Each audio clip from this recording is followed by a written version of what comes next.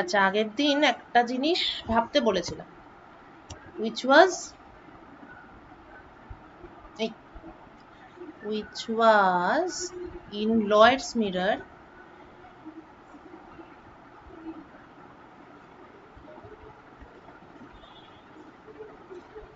ছবিটা কেমন ছিল?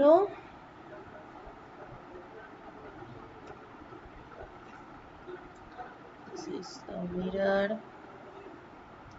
এবার এটা একটা সোর্স থেকে লাইট রে এসে পড়ছে এখানে এবং এখানে। এটা হচ্ছে অরিজিনাল রে এবং না, এটা হচ্ছে রিফ্লেক্টেড রে, আর একটা হচ্ছে অরিজিনাল রে। তো স্ক্রিনের উপরে একটা নির্দিষ্ট রিজিয়নে, মানে ইনসিডেন্ট রে তো মানে সব দিকেই যাবে, সমস্ত দিকেই যাবে, কিন্তু স্ক্রিনের মধ্যে, কিন্তু রিফ্লেক্টেড লাইটটা স্ক্রিনের মধ্যে একটা পার্টিকুলার রিজিয়নেই যাচ্ছে। তো ওই পার্টিকুলার রিজিয়নে তাহলে দেয়ার ইজ সুপারপজিশন,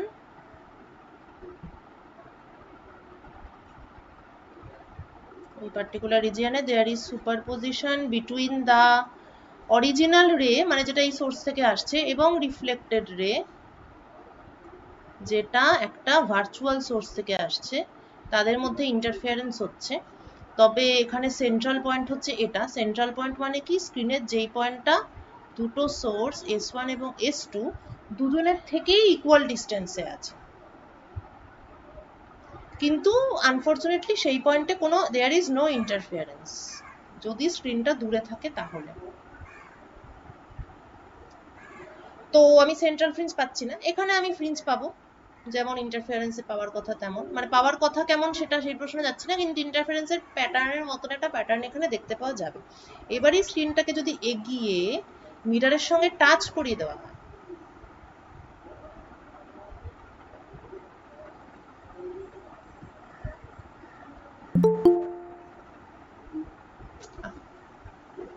স্ক্রিনটাকে এগিয়ে যদি মিররের সঙ্গে টাচ করানো হয়, কে জয়েন করবি? ও, আব্দুল। হ্যাঁ, তো এবারে স্ক্রিনটাকে এগিয়ে আমি যদি মিররের সঙ্গে টাচ করিয়ে দিই, তাহলে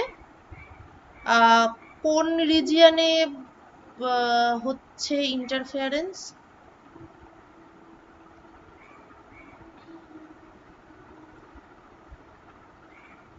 এইটা এবং এটা, মানে ইনসিডেন্ট লাইট, কিন্তু আবার রিপিট করছি, ইনসিডেন্ট লাইট সব জায়গাতেই এসে পড়ছে স্ক্রিনের উপর, কিন্তু রিফ্লেক্টেড লাইট শুধুমাত্র এইটুকু এরিয়ার মধ্যেই সীমাবদ্ধ। ঠিক? তাহলে স্ক্রিনটা যখন এই পজিশনে ছিল তখন এই রিজিয়নের মধ্যে ইন্টারফিয়ারেন্স হচ্ছিল, স্ক্রিনটা যখন এই পজিশনে আছে তখন এইটুকু রিজিয়নের মধ্যে ইন্টারফিয়ারেন্স হচ্ছে, এবং এখন the central point central point মানে কি, যেটা S1 এবং S2 দুজনের থেকেই ইকুয়াল ডিস্টেন্সে আছে, সেই পয়েন্টটা, this central point is inside the interference region. Here central point is inside the interference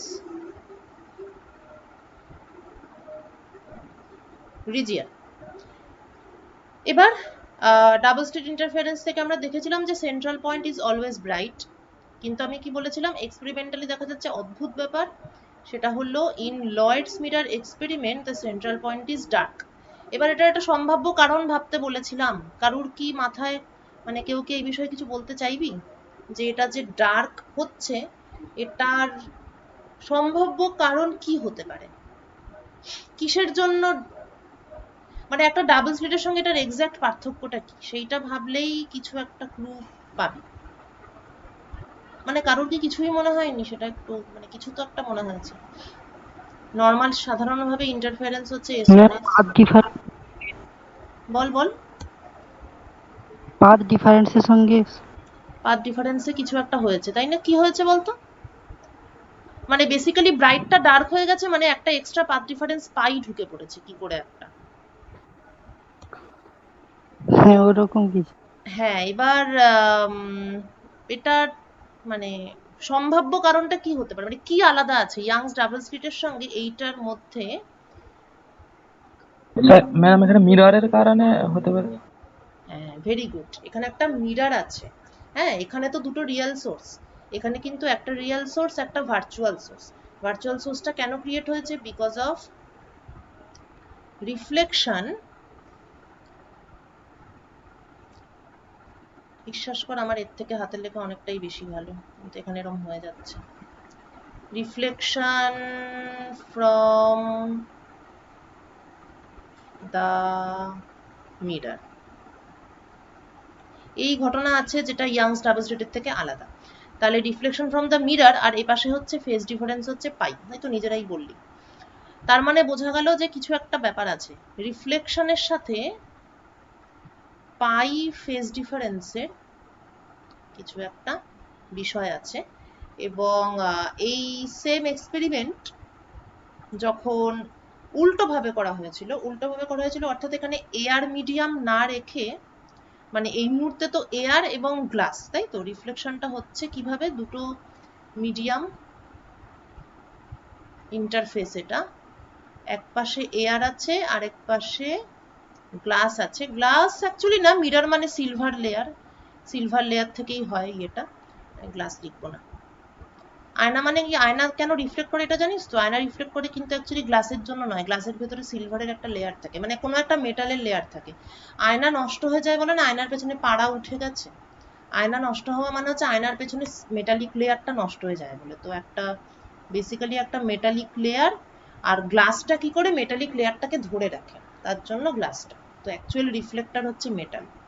যাই হোক, তো মেন কথা হলো এয়ার থেকে মেটালের মধ্যে বা রিফ্লেক্টরের মধ্যে একটা লাইট ঢোকার চেষ্টা করছিল, রিফ্লেক্ট ব্যাক করলো এবং তার ফলে ব্রাইটটা ডার্ক হয়ে গেল, অর্থাৎ পাই ফেজ ডিফারেন্স ক্রিয়েট হলো। দেখা গেছে যদি এয়ারের বদলে এখানে অয়েল রাখা হয়, মানে এমন কোনো মিডিয়াম রাখা হয় যেটা মেটালের থেকেও বেশি ডেন্স, অর্থাৎ বলতে চাইছি এটা যদি রিফ্র্যাক্টিভ ইন্ডেক্স n1 হয়, এখানে যদি n2 হয়, তো যদি এমনভাবে আমরা অয়েলটাকে সিলেক্ট করি so that n1 is greater than n2 or oil is optically denser than metal, যদি এটা করা যায়, তখন আবার দেখা যাবে যে এই ফেজ ডিফারেন্সটা হয় না, তখন ডার্ক হয় না, এটা ব্রাইটই থাকে।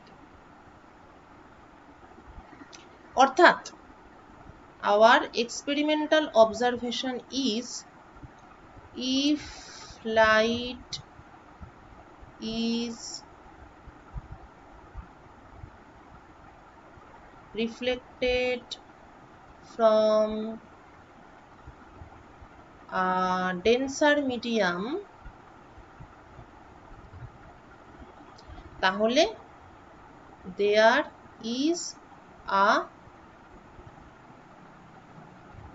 phase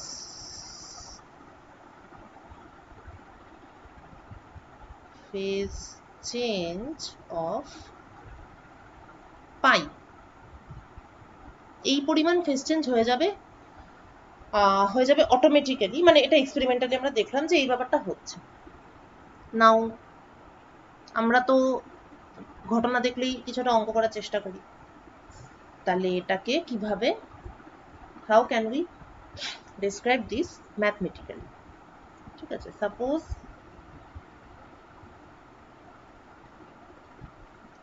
we have two medium with refractive indices n1 and n2, আবার ভালো করে দেখ, দুটো ছবি আঁকবো।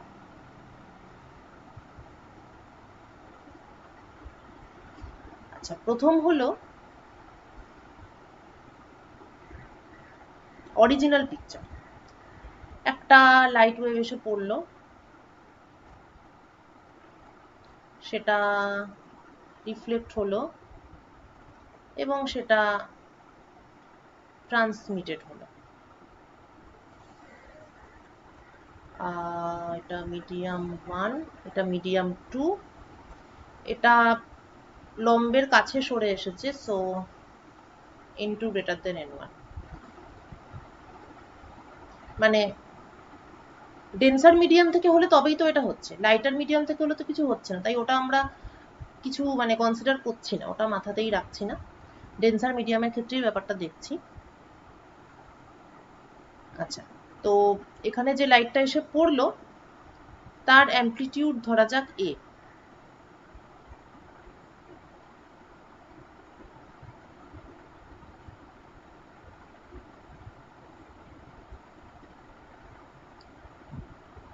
এবার এই যে সারফেসটা আছে সেই সারফেসের ধরা যাক রিফ্লেকশন কোএফিসিয়েন্ট হচ্ছে R1। সারফেসের বলতে সারফেসের উপরের যে তল আছে সেটার রিফ্লেকশন কোএফিসিয়েন্ট, ঠিক আছে, উপরের তলটা, দা আপার সারফেস মানে upper surface of the interface. Reflection coefficient মানে কি?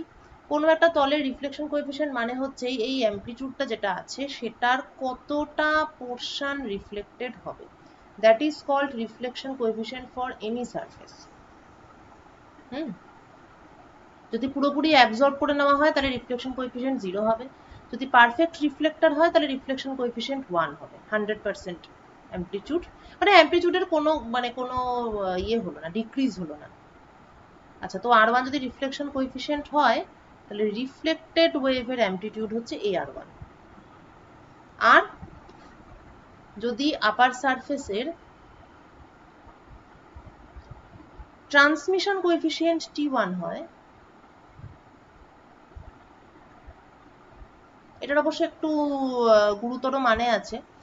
রিফ্লেকশনের সময় না হয় শুধু আপার সারফেসের সঙ্গে ইন্টারাকশন হচ্ছে, ট্রান্সমিশনের সময় কিন্তু ঢুকলো লেয়ারের মধ্যে আবার লেয়ার থেকে বেরোলো, ঠিক আছে।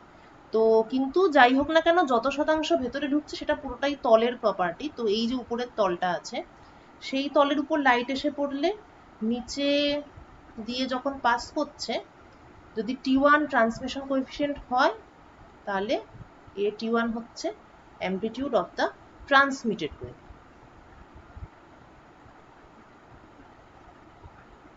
ঠিক আছে। আচ্ছা, এবার now what we will do is we will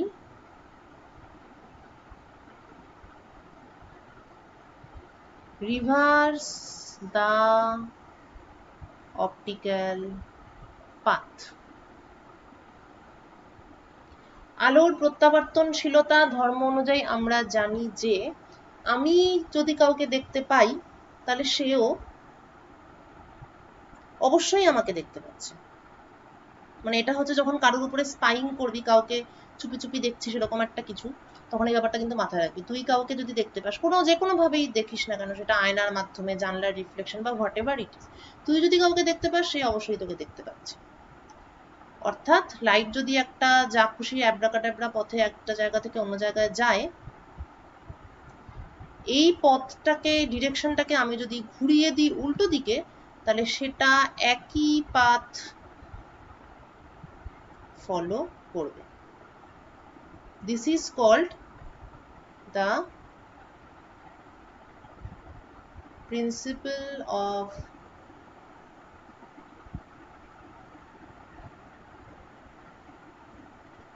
reversibility of light বা আলোর প্রত্যাবর্তনশীলতা ধর্ম। এবার সেটাকে ইউজ করে আমরা এখানে কি করব, প্রত্যেকটা লাইট রে মিনস এটা ইনসিডেন্ট, এটা রিফ্লেক্টেড, ট্রান্সমিটেড, রিফ্লেক্টেড আর ট্রান্সমিটেড যারা আছে তাদেরকে আমরা উল্টো দিকে ঘুরিয়ে দেবো। অর্থাৎ আমরা নতুন একটা পিকচার ইমাজিন করছি যেখানে AR1 অ্যামপ্লিটিউডের একটা লাইট উপরের সারফেসের উপর ইনসিডেন্ট এবং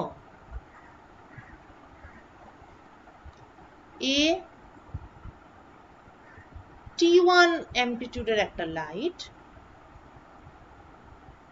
নিচের সারফেসের উপর ইনসিডেন্ট এবং একই রাস্তায়। ওকে, যদি হয়, ইফ ইফ উপর থেকে AR1 এটার উপর এসে পড়ে এবং নিচে থেকে AT1 এটার উপর এসে পড়ে, then what will happen? তখন কি হবে? প্রথমত AR1 এটা উপরের সারফেসে এসে পড়েছে, উপরের সারফেসের রিফ্লেকশন কোএফিসিয়েন্ট আমরা জানি R1, তাহলে এটা রিফ্লেক্টেড হবে উইথ রিফ্লেকশন কোএফিসিয়েন্ট R1, তাহলে অ্যামপ্লিটিউড কত হবে? A R1 এর স্কোয়ার হবে, AR1 ইন্টু R1। আচ্ছা, উপরন্তু প্লাস এটার ট্রান্সমিশন হবে, উপরের সারফেসে ট্রান্সমিশন কোএফিসিয়েন্ট T1, তাহলে AR1 এইটার ট্রান্সমিশন হবে, ট্রান্সমিশনের অ্যামপ্লিটিউড হবে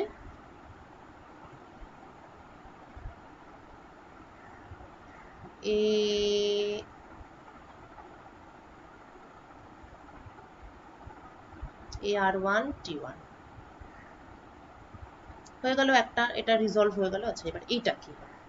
এটার জন্য আমার কি লাগবে?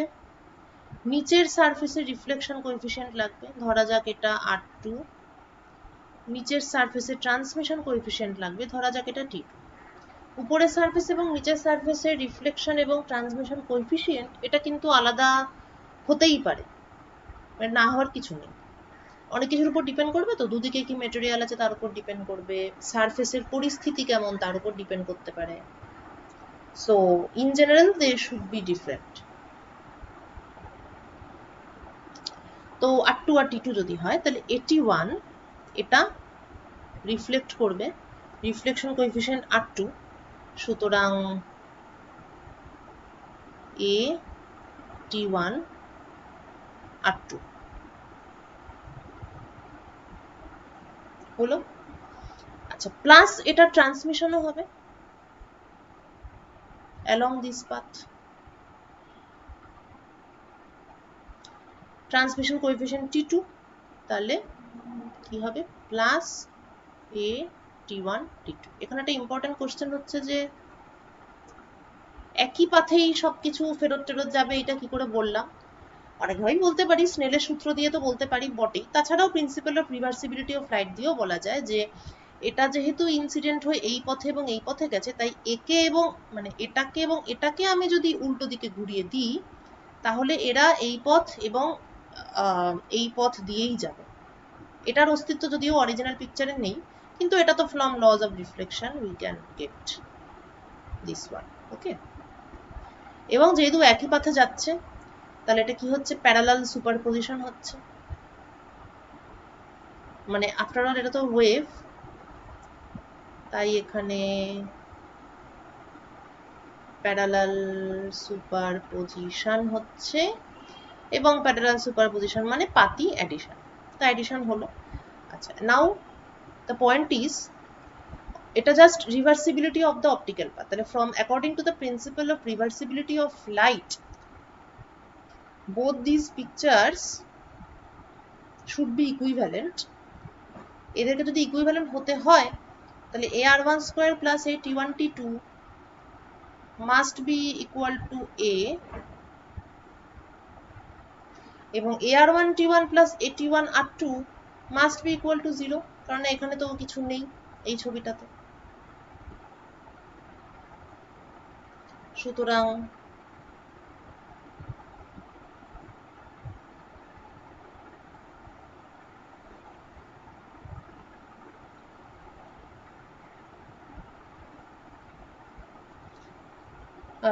এটা ইকুয়াল টু A, অর্থাৎ R1 square equal to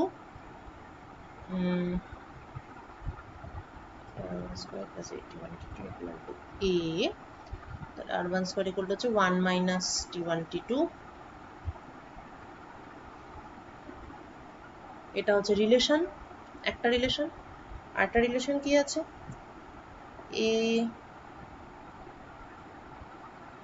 AT1 R1 AT1 R2 equal to 0, সুতরাং R1 equal to minus R2।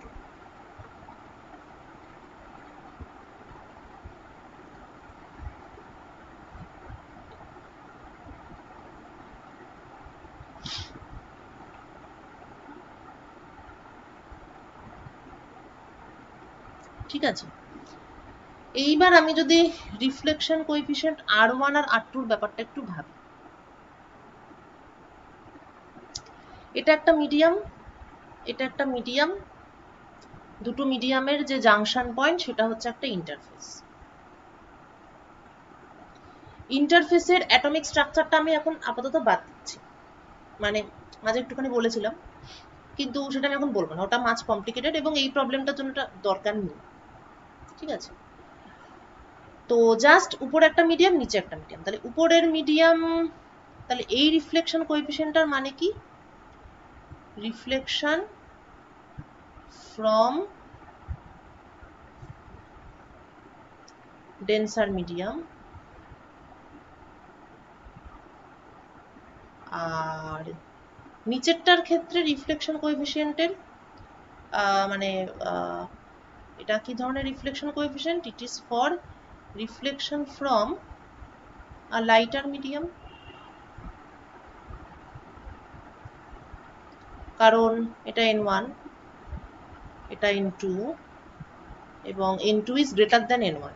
তাহলে নিচে থেকে যখন পড়ছে তখন লাইটার মিডিয়াম থেকে রিফ্লেকশন হচ্ছে, উপর থেকে যখন রিফ্লেক্টেড হচ্ছে তখন ডেন্সার মিডিয়াম থেকে রিফ্লেকশন হচ্ছে, এবং আমরা দেখতে পেলাম যে R1 is equal to minus R2। This result is consistent with our experimental observation, কারণ এক্সপেরিমেন্টালি অবজার্ভ করে আমরা দেখেছিলাম যে ডেন্সার মিডিয়াম থেকে রিফ্লেকশনের সময় পাই ফেজ চেঞ্জ হয়, কিন্তু লাইটার মিডিয়াম থেকে রিফ্লেকশনের সময় কোনো ফেজ চেঞ্জ হয় না। এখানেও আমরা সেটাই দেখতে পাচ্ছি, কেননা এবার দেখ ফেজ চেঞ্জ মানে কি?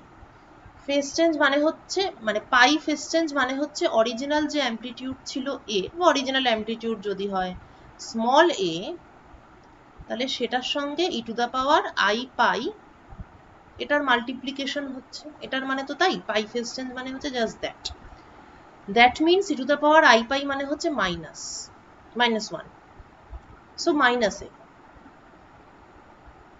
ঠিক আছে, তাহলে আমরা এক্সপেরিমেন্টালি দেখলাম যে ডেন্সার মিডিয়াম থেকে যখন রিফ্লেকশন হবে তখন অটোমেটিক্যালি অ্যামপ্লিটিউডটা পজিটিভ থেকে নেগেটিভ হয়ে যাবে, আর লাইটার মিডিয়ামের ক্ষেত্রে অ্যামপ্লিটিউডটা যেমন ছিল তেমনই থাকবে। তো এখানেও আমরা এই ক্যালকুলেশন থেকেও আমরা সেটাই দেখতে পাচ্ছি যে ইফ এটা তো রিফ্লেকশন ফ্রম লাইটার মিডিয়াম, তাহলে লাইটার মিডিয়াম থেকে রিফ্লেকশনের কোএফিসিয়েন্ট R2, আর লাইটার মিডিয়াম থেকে রিফ্লেকশনের সময় কোনো ফেজ চেঞ্জ হয় না, তার মানে R2 হচ্ছে positive quantity, what ever it is, মানে R2 is less than 1, মানে অরিজিনাল অ্যামপ্লিটিউড যা তার তো একটা পোর্শন রিফ্লেক্টেড হয়, so R2 is less than 1, কিন্তু it is a positive quantity, হয়তো 0.54, 0.85, বাট ইট ইজ পজিটিভ। এখন R2 যদি পজিটিভ হয় তাহলে R1 is definitely a negative quantity।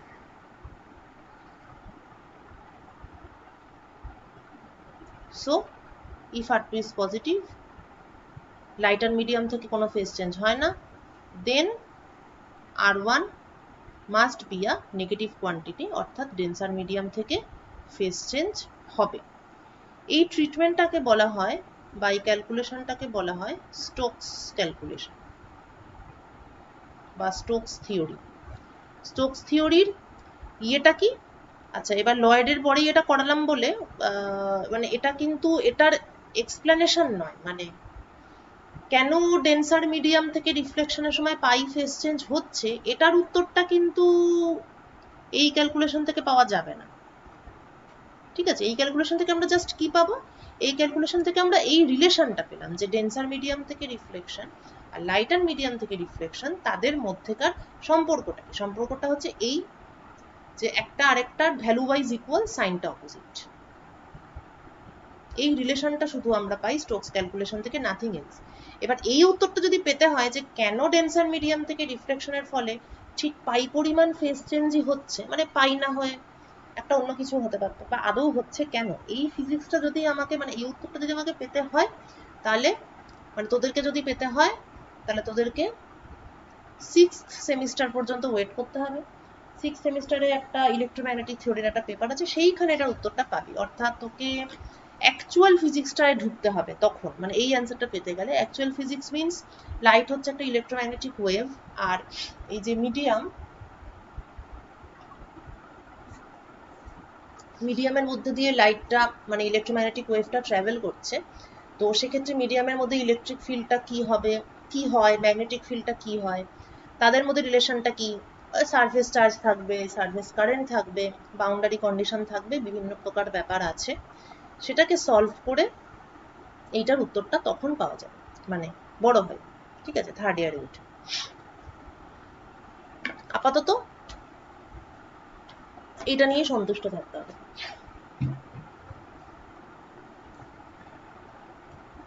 না, এমনি একটা ভিডিও আছে, মানে আমার তো সব ক্লাসেরই ভিডিও থাকে, কিন্তু সেটা এখনই বুঝবি না, কারণ এখন তোরা ইলেকট্রিসিটি ম্যাগনেটিজমটা জাস্ট পড়ছিস। তো এখন শুরুটা পড়ছিস, শুরুটা ভালো করে, মানে বেসটা ভালো হলে তখন পরের এইগুলো বুঝতে পারবি। ওকে,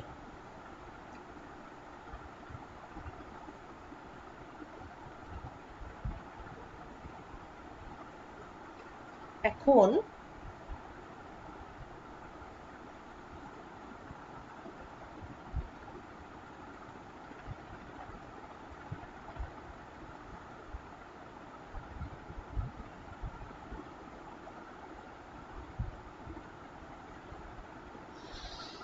এক নম্বর অঙ্কটাকে আগের দিন দিয়েছিলাম, মনে পড়ছে না, যাকে 2 নম্বর অঙ্ক, মানে 2 নম্বর না, মানে এক্সারসাইজ 14.2। 1 নম্বরটা খুব সহজ, ওই ইয়াংস ডাবল স্লিট এক্সপেরিমেন্টের সব ভ্যালু ট্যালু দিয়ে দিয়েছে, তো 1 নম্বরটা করাচ্ছি না। আচ্ছা, এখানে 2 নম্বর অঙ্কতে একটা ছবি আছে, ছবি হচ্ছে লয়েডস মিরর, এই হচ্ছে স্ক্রিন। ওকে, নাও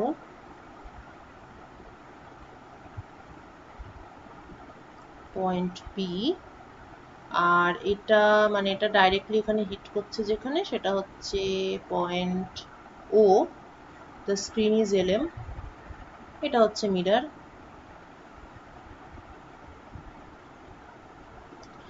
আচ্ছা, একটা সোর্স আছে এখানে S, so the problem is S is a point source emitting waves of frequency 6×10⁻14 hertz, hertz ইউনিটে দেওয়া আছে। এবার এবি হচ্ছে একটা মিরর, এলওএম দ্য স্ক্রিন। আচ্ছা, দ্য ডিস্টেন্সেস এসপি বলে দিয়েছে 1 মিলিমিটার, পিএ 5 সেন্টিমিটার, তারপর AB again 5 centimetre.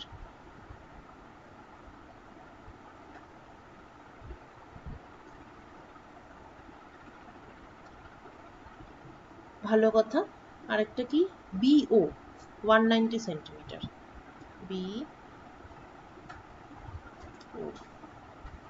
190 centimetre.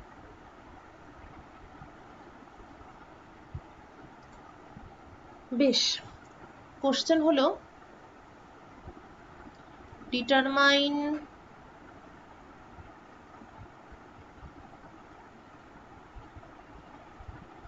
the position of the region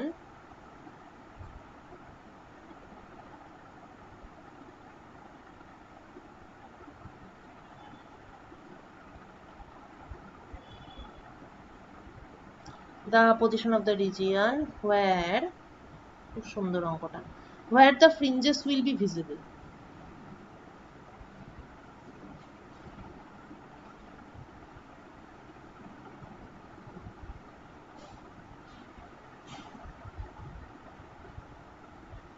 এবং calculate the number of fringes.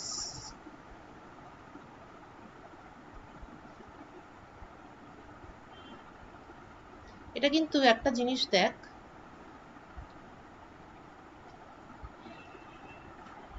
মানে অরিজিনাল ইয়াংস ডাবল স্লিট এক্সপেরিমেন্টে কিন্তু চারিপাশে ফ্রিঞ্জ তৈরি হচ্ছিল, মানে পুরো স্পেস জুড়ে। ঠিক আছে, এবার দূরত্ব বাড়ার সাথে সাথে ব্রাইটনেস কমে যাচ্ছে, সেটা একটা আলাদা সমস্যা। আদারওয়াইজ কিন্তু এই ধরনের লিমিটেশন ছিল না, কিন্তু লয়েডস মিটারে কিন্তু একটা নির্দিষ্ট কি বলবো, একটা নির্দিষ্ট অ্যাঙ্গেলের মধ্যেই ফ্রিঞ্জ গুলো তৈরি হয়। তো এখানে এটাই কোশ্চেন, ফার্স্ট কোশ্চেন এটা।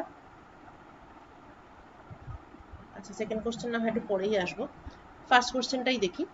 ফার্স্ট কোশ্চেন হচ্ছে যে কতটুকু এই যে লয়েডস মিটারে যেটা ঘটে ঘটনাটা, যে একটা নির্দিষ্ট রিজিয়নের মধ্যে ফ্রিঞ্জ গুলো তৈরি, তো কতটুকু রিজিয়নের মধ্যে ফ্রিঞ্জটা তৈরি হবে, বা হ্যাঁ ফ্রিঞ্জগুলো তৈরি হবে, তার পজিশন এবং কতগুলো ফ্রিঞ্জ তৈরি হবে, এটা বের করাটা খুবই সহজ। বেসিক্যালি ফ্রিঞ্জ উইডথ বার করতে হবে, lambda capital D by small d, তাই তো? ততক্ষণ হ্যাঁ ফ্রিঞ্জ জড়াবে, হ্যাঁ lambda capital D by small d. এবার ইয়াংস ডাবল স্লিট এক্সপেরিমেন্টের সঙ্গে কম্পেয়ার করলেই আমরা বিটাটা বার করতে পারবো, কিন্তু বেশি ক্রিটিক্যাল হচ্ছে পজিশনটা বার করা, position of the region where the fringes will be visible. Position বার করতে গেলে, মানে অঙ্কটা আমার এই জন্য একটু বেশি পছন্দ, কারণ এই অঙ্কটা হচ্ছে একটা উদাহরণ যে ফর্মুলা দিয়ে অঙ্ক হয় না, মানে এটা কিন্তু তোকে একদম জিনিসটা কি ঘটছে সেটা বুঝে তোকে অঙ্কটা করতে হবে, অর্থাৎ প্রথমেই ছবিটা এঁকে ফেলতে হবে, একে ভাবতে হবে জিওমেট্রি কাজে লাগিয়ে কিভাবে অঙ্কটা করা যায়। এটা একটা রে, this is the other ray. Question এটাই যে you need to find out এইটার ডিস্টেন্স ফ্রম দ্য সেন্টার এবং এইটার ডিস্টেন্স ফ্রম দ্য সেন্টার।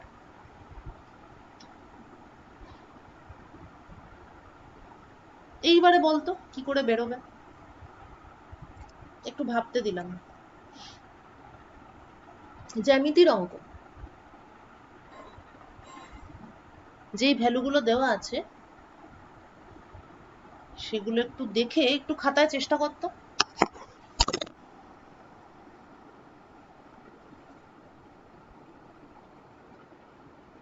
মানে এই পার্টটা পুরোটাই জিওমেট্রি, তারপরে যখন বিটা বার করব তখন আমার দরকার হবে এগুলো, কিন্তু এখন এগুলো কিছু দরকার হবে না।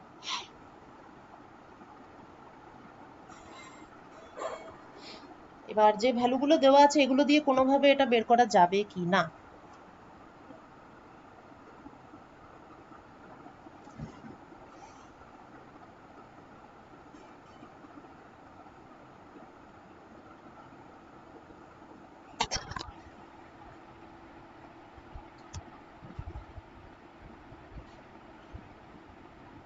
একটুখানি আমি ক্লু দিতে পারি, এই অ্যাঙ্গেল আর এই অ্যাঙ্গেল সেম, এটা একটা ট্রায়াঙ্গেল, এবার অ্যাঙ্গেল থিটা, এবার দেখ কিভাবে হয়, দেখ 5 মিনিট ট্রাই কর। হ্যালো,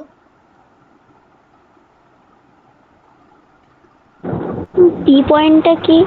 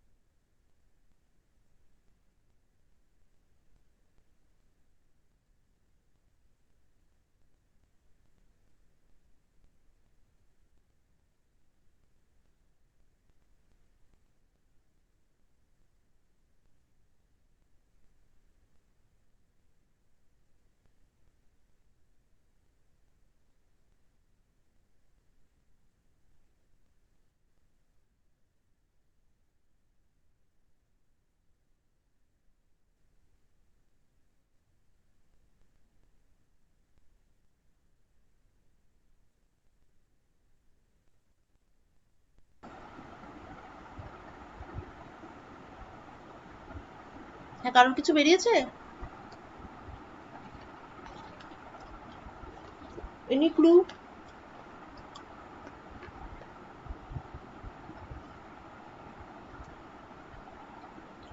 বা কে কিভাবে ট্রাই করছিস কিছু বলবি?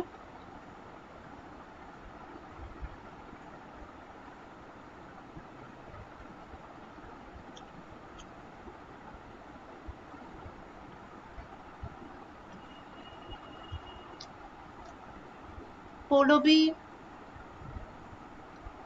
এবার নাম ধরে ডাকবো। নীলাঞ্জন, পারমিতা,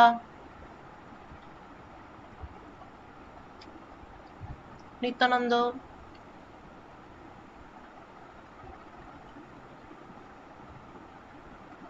ফাইনাল অ্যান্সার না বললেও হবে, মানে কোনো কিছু করেছিস?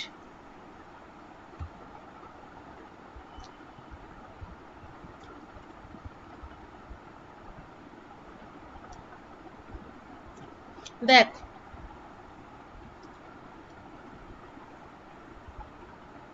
এই ট্রায়াঙ্গেলটা, ঠিক আছে, ট্রায়াঙ্গেল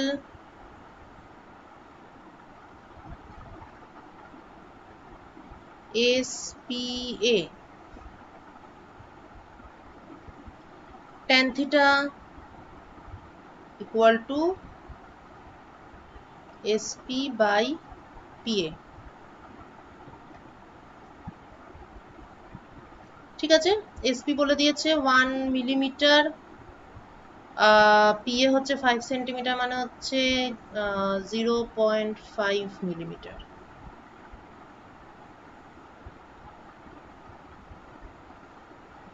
ও না, তার উল্টো পাল্টা বলছে, 50 মিলিমিটার, রাইট, 50 মিলিমিটার, তো 1/50 tan থিটা, ঠিক আছে। এইবার কথাটা হচ্ছে, যদি এই অ্যাঙ্গেল আর এই অ্যাঙ্গেলটা সেম হয়, তাহলে এটা আর এটা সেম হবে। So if this is theta, this is also theta. Therefore এটা যদি p নয়, এটা যদি xy, x আর y হয় আর কি, তাহলে for the triangle delta, for the triangle XAO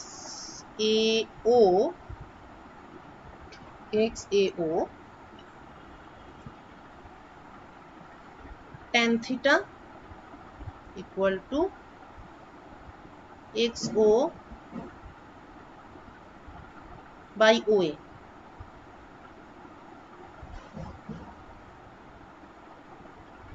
Now this is equal to 1/50, এই ট্রায়াঙ্গেল থেকে আমরা অলরেডি সেটা পেয়ে গেছি।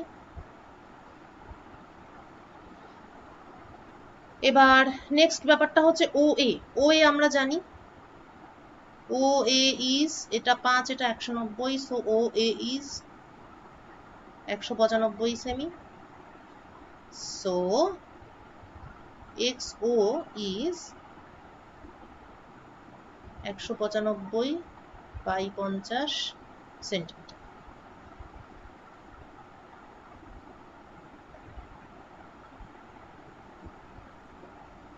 ঠিক আছে, XO পেয়ে গেলাম, একটা কাজ কমপ্লিট। এবার YO লাগবে, একই মেথড হবে। তাহলে YO এর ক্ষেত্রে কি হবে, ট্রায়াঙ্গেল SBP, আগেরটার মতো করে যদি লিখতে চাই, তাহলে ট্রায়াঙ্গেল SPB, এটাকে একটা অন্য কিছু ধরি, এই অ্যাঙ্গেলটাকে ধরি alpha, so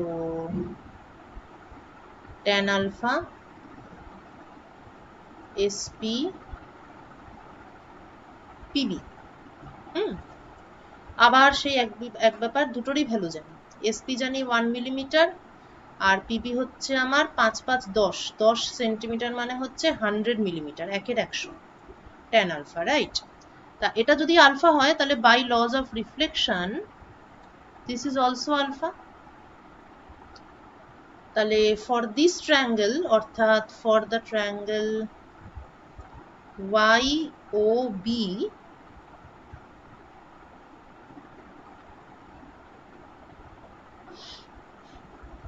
for the triangle YOB, tan alpha is OY by OB.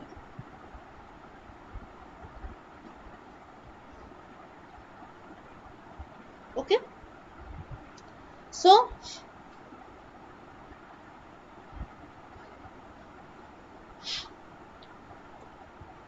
OY is equal to OB by 100, OB হচ্ছে 190, 100 ইউনিট হবে সবগুলোই মিলিমিটারে, ওবিটা কিসে, ওবিটা সেন্টিমিটারে বসাচ্ছি, তাহলে দ্য অ্যান্সার ইজ সেন্টিমিটার। তাহলে OX পেলাম, OY পেলাম, আমাকে জিজ্ঞেস করছে যে পজিশন অফ দ্য রিজিয়ন, তাহলে জাস্ট OX আর OY এই দুটো বলে দিলেও হবে, বা এরকমও বলা যেতে পারে যে এটা তো বেসিক্যালি কত, OY হচ্ছে 1.9 সেন্টিমিটার, তো আমরা এরকম বলতে পারি যে the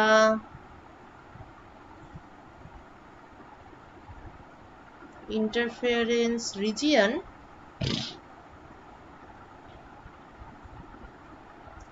starts from 1.9 centimeter above the point O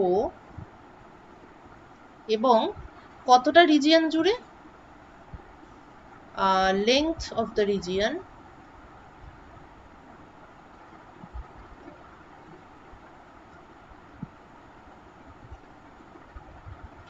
length of the region is, just এদের মাইনাস করলে যা পাবো তাই, হ্যাঁ তো এটা 195/50 মানে কত হচ্ছে, 4 কাছাকাছি হবে,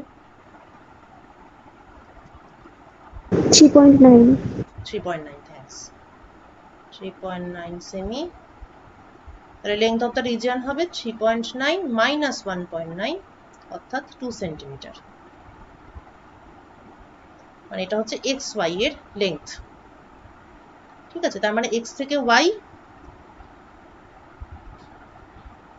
2 সেন্টিমিটার, এই 2 সেন্টিমিটার রিজিয়নের মধ্যে পুরো ঘটনাটা ঘটছে। বুঝতেই পারছি যে এই পর্দাটা যত দূরে সরানো হবে তত এই রিজিয়নের লেংথটা বাড়বে। তো এটা তো আমরা এক্সাক্ট ভ্যালু দিয়ে আমি অঙ্কটা করালাম ইচ্ছে করেই, যাতে মানে বুঝতে একটু সুবিধা হয়, কিন্তু মানে বুঝতেই পারছিস যে এটা যদি তোকে যদি ফর্মুলা আকারে যদি বের করতে হতো, মানে যেমন ভাবে আমরা সবকিছু যেমন ধর আমরা এটা যেমন একটা ফর্মুলা, ঠিক আছে, in terms of various distances, তো এখানেও লয়েডস মিররের ক্ষেত্রেও কিন্তু সোর্স থেকে যে ডিস্টেন্স D1, মিররের যে লেংথ D2 এবং মিরর থেকে স্ক্রিনের যে ডিস্টেন্স D3 এইটা, এবং এই ডিস্টেন্সটা D0, তাহলে D1 মানে D0, D1, D2, D3 এই চারটে জিনিসের টার্মে you can express the region where interference pattern is formed. যতটা এলাকায় interference pattern ফর্ম করছে, that formula you can derive. Okay, আচ্ছা যাকে 2 সেন্টিমিটার। এবার কি বলছে, কতগুলো ফ্রিঞ্জ তৈরি হয়েছে, তা এটার জন্য কি জানা দরকার, ফ্রিঞ্জ উইডথ জানা দরকার, 2 সেন্টিমিটারকে সেটা দিয়ে ভাগ করলেই হয়ে যাবে। তা ফ্রিঞ্জ উইডথ হচ্ছে lambda capital D by small d. Lambda কিভাবে পাবো, এটা যদিও আমি করে দেবো না, ল্যামডা ফ্রিকোয়েন্সি থেকে পাবো, এটা যদি নিউ হয়, এটা তো এমনি স্পেস, তাহলে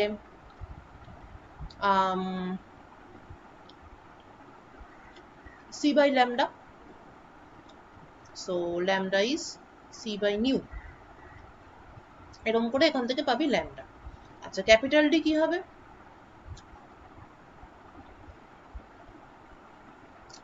ক্যাপিটাল ডি কি সোর্স থেকে স্ক্রিনের ডিস্টেন্স, তো capital D will be 5,5,190 centimetre. Small theta কি, দুটো সোর্সের মধ্যে ডিস্টেন্স, তাহলে এটা যদি হয় 1 মিলিমিটার আর নিচের সোর্সটা এখান থেকে উপর থেকে নিচে ইকুয়াল ডিস্টেন্সেই তৈরি হবে, দ্য ভার্চুয়াল সোর্স, সুতরাং small D will B 2 millimetre. তাহলে এইটা বের করে বিটা পাবি। এবার 2 সেন্টিমিটারকে বিটা দিয়ে ভাগ করতে হবে। এটা যদি ইন্টিজার পাই তাহলে তো খুব ভালো কথা, কিন্তু আমরা ইন্টিজার নাও পেতে পারি, আমরা ফ্র্যাকশন পেতে পারি। ফর এক্সাম্পল আমরা যদি পাই নাম্বার অফ ফ্রিঞ্জেস, হয়তো পাওয়া গেল, ভাগ করে হয়তো পেলি 7.8। এটার মানে হচ্ছে কি 7টা ফ্রিঞ্জ পুরো আছে আর 8 নম্বর ফ্রিঞ্জটা মানে প্রায় অলমোস্ট আছে। তা সেখানে তুই লিখবি 7 কমপ্লিট ফ্রিঞ্জেস, কারণ 8 নম্বরটা তো পুরো নেই, তো ওটা লেখা যাবে না। কমপ্লিট ফ্রিঞ্জেস বা 7 ফুললি ফর্মড ফ্রিঞ্জেস। ক্লিয়ার? এবং কোনো একটা সেকেন্ড পার্টও আছে। সেকেন্ড পার্ট হচ্ছে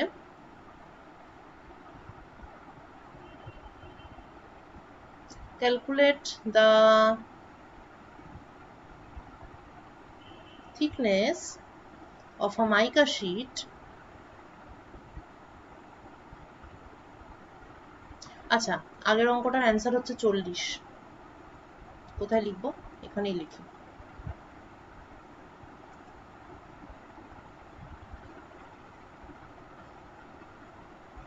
এটা সলভ করে দেখবি অ্যান্সার মিলছে কিনা।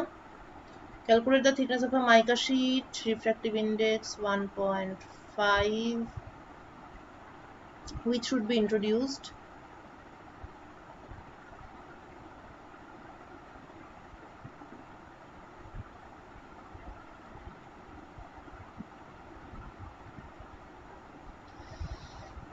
In the path of the direct ray,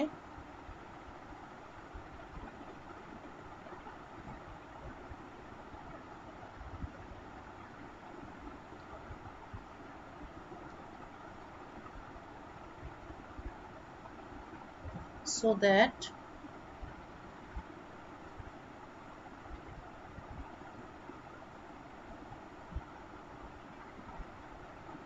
the lowest fringe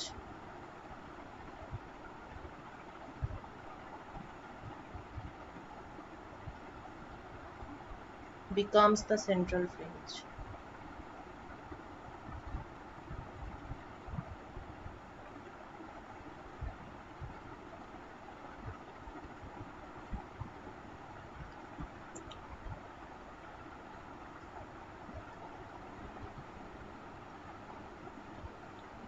বোঝা গেল অঙ্কটা? আচ্ছা, ভেলোসিটি অফ লাইট বলে দিয়েছে, যদিও এটা আমরা জানি।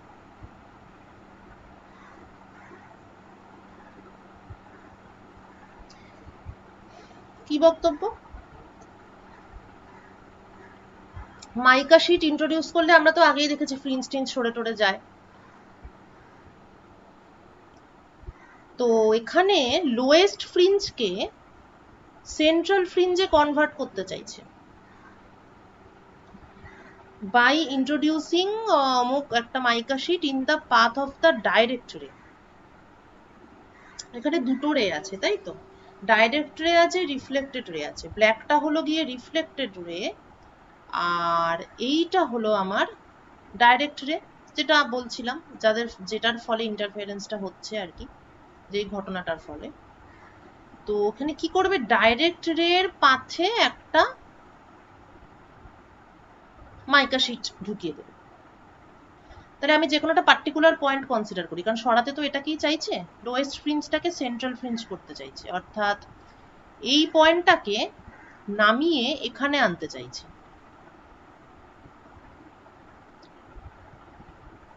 তাহলে ছবিটাকে যদি একটু সিম্পলিফাই করি, তাহলে ব্যাপারটা এরকম, লোয়েস্ট ফ্রিঞ্জটা আমরা কিভাবে পাচ্ছি আর কি, শুধুমাত্র লোয়েস্ট ফ্রিঞ্জটাই আমি যদি ড্র করি।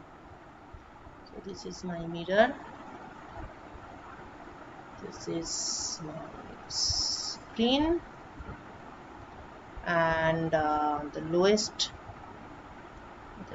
fringe, এখান থেকে রিফ্লেকশনের ফলে আমরা লোয়েস্ট ফ্রিঞ্জ আমরা পাচ্ছি হচ্ছে রাইট পয়েন্ট থেকে রিফ্লেকশনের ফলে, এটা রিফ্লেক্টেড রে আর এটা হচ্ছে আমার ডাইরেক্ট রে। আরে কি ঝামেলা রে বলো। ঠিক আছে, হলো।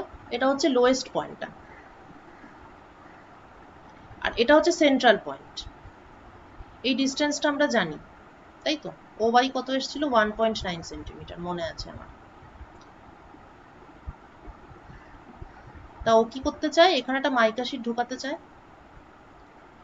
মাইকা শিটের থিকনেসটা জিজ্ঞেস করছে, কতটা থিকনেস ঢোকাতে হবে। রিফ্র্যাক্টিভ ইন্ডেক্সটা বলে দিয়েছে, রিফ্র্যাক্টিভ ইন্ডেক্স ইজ 1.5। এটা আমি করে দেব না, এটা তোরা জানিস। ইয়াংস ডাবল স্লিটে একটা মাইকা শিট এরকম ঢোকালে পরে কি হয়, n-1 টাইমস টি এতটা পাথ ডিফারেন্স চেঞ্জ হয়, এবং কতটা সরে সেটাও তোরা জানিস। তাই এখানে কতটা সরতে হবে সেটাই আমাকে বলে দিয়েছে, বাকি সবই তোরা জানিস। ক্যাপিটাল ডি জানিস, ঠিক আছে, স্মল ডিও জানিস। কোনটা কি লাগবে সেটা দেখবি। ইয়াংস ডাবল স্লিট থেকে যে ফর্মুলাটা আগের দিন বের করেছিলাম সেটা বসিয়ে টসিয়ে ফাইন্ড দ্য থিকনেস। অ্যান্সার হচ্ছে 38 micron. This is the answer.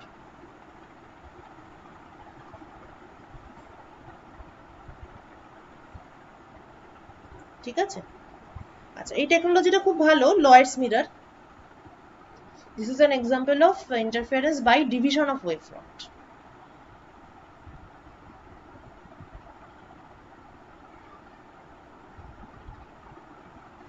কারণ এখানেও কিন্তু সেম ওয়েভফ্রন্ট দুভাগে ভাগ করে রিফ্লেক্টেডটাকে ইউজ করছি, সব করে টোরে আমার ইয়ে হচ্ছে, ইন্টারফারেন্স হচ্ছে।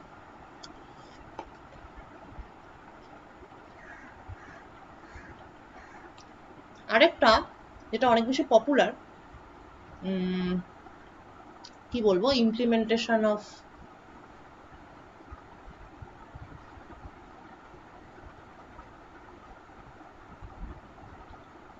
ইয়াংস ডাবল স্লিট,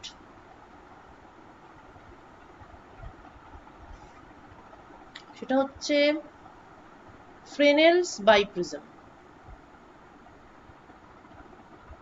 ফ্রেনেল লোকটা প্রচুর কাজ করে গেছে অপটিক্সের লাইটের ক্ষেত্রে। বাইপ্রিজম, দুটো প্রিজম ব্যাক টু ব্যাক, মানে ব্যাক টু ব্যাক ঠিক নয়, বেস টু বেস। এ বাবা,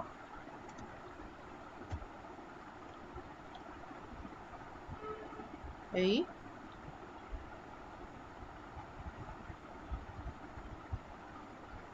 এই ঠিক আছে, এটাই বাইপ্রিজম। কেন? কারণ এই যে একটা পাতলা প্রিজম, আবার এটাও একটা পাতলা প্রিজম, কিন্তু আঠা দিয়ে এরকম আটকায় না। ওরকম করলে তো আঠাটা একটা এক্সট্রা অপটিক্স, মানে লাইটের যাওয়ার ক্ষেত্রে একটা এক্সট্রা বাধা সৃষ্টি করবে। এটা একটাই কাচের পাত, মানে প্লেট নেয়, এরম এরম করে চাঁচলো, আবার এরম এরম করে চাঁচলো, হয়ে গেল বাইপ্রিজম। বাইপ্রিজম ব্যাপারটা এতটাই পাতলা হয় যে এটা যে আদৌ এরকম একটা এরম এরম হয়ে আছে সেটা খুব ভালো করে লক্ষ্য না করলে বোঝা যায় না। ঠিক আছে, আচ্ছা, প্রিজমের বৈশিষ্ট্য কি? যে কোনো লাইটকে বেসের দিকে বাঁকানো। তার মানে এই যে সেন্ট্রাল, যে আর কি সেন্ট্রাল পয়েন্টটা, এটার সঙ্গে সোজাসুজি এখানে সাপোজ আমি একটা সোর্স রেখেছি। তা এই সোর্সটা থেকে যখন লাইটটা বেরোবে, এলো এখানে, তা কি করবে, কি করার চেষ্টা করবে প্রিজমটা? এটাকে বেসের দিকে বাঁকানোর চেষ্টা করবে। এটা অরিজিনালি তো উপরে উঠছিল, এটা এখন এখন অতটা উপরে না উঠে এটা হয়তো এরম ভাবে কিছু একটা হবে। সিমিলারলি নিচের যে প্রিজমটা আছে সেও তার বেসের দিকে বাঁকানোর চেষ্টা করবে এবং ব্যাপারটা সামহাট এরম হবে।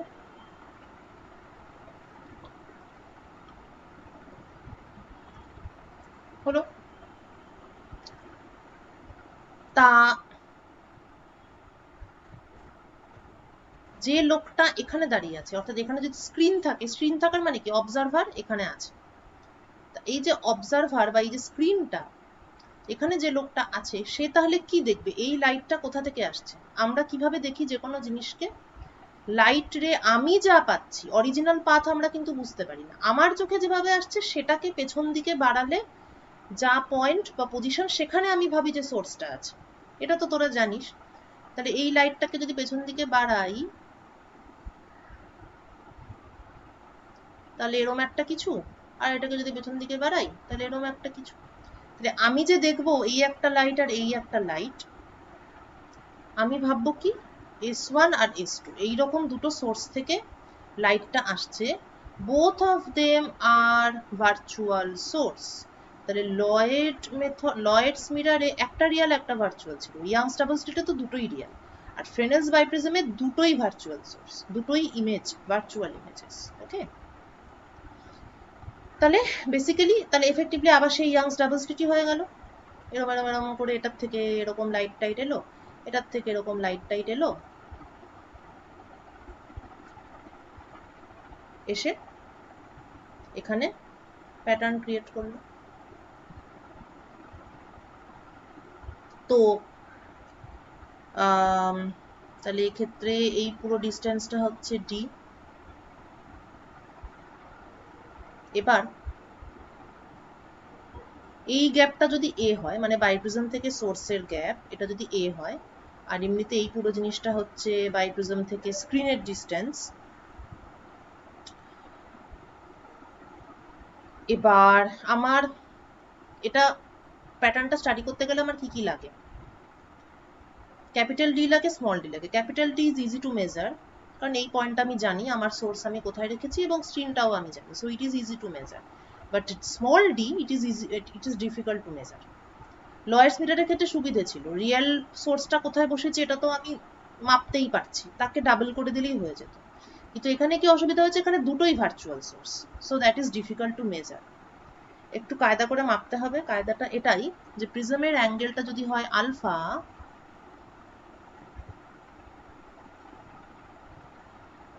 তাহলে যে চ্যুতি কোণ, অ্যাঙ্গেল অফ ডেভিয়েশন, এটা সেই এইচএসে থাকতে পড়েছিলি, for a prism of angle alpha the angle of deviation is n-1 alpha. Angle of ডেভিয়েশনটা আসলে কত? এটা সোজাসুজি এরকম যাচ্ছিল আর ডেভিয়েট করে এখানে চলে এলো, তাহলে এই অ্যাঙ্গেলটা হচ্ছে বেসিক্যালি n-1 আলফা। অর্থাৎ পেছন দিকে যদি বাড়াই তাহলে রাফলি এই অ্যাঙ্গেল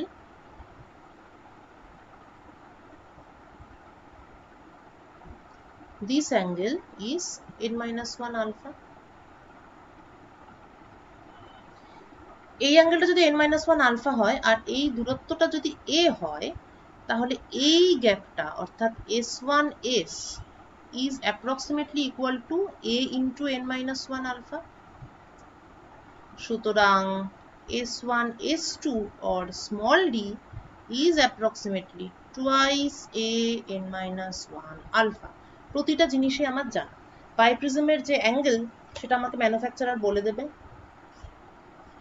স্মল এ আমার হাতে, রিফ্র্যাক্টিভ ইন্ডেক্সও ম্যানুফ্যাকচারার আমাকে বলে দেবে, মেটেরিয়াল অফ দ্য বাইপ্রিজম। তাহলে সেটা জানা থাকলে আমি I can complete my study। ওকে, এটা তো প্র্যাকটিক্যালে আছে, এবং বাইপ্রিজমের প্র্যাকটিক্যালটা থিওরিটা আমি স্যারকে পাঠিয়েছি।